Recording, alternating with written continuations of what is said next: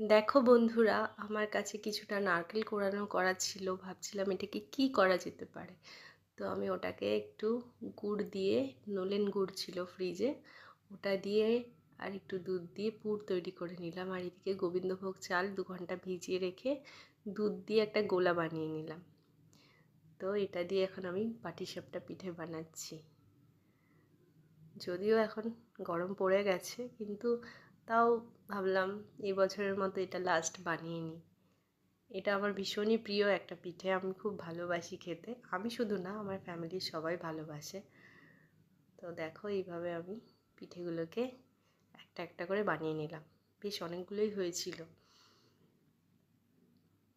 আর খেতেও খুব সুস্বাদু।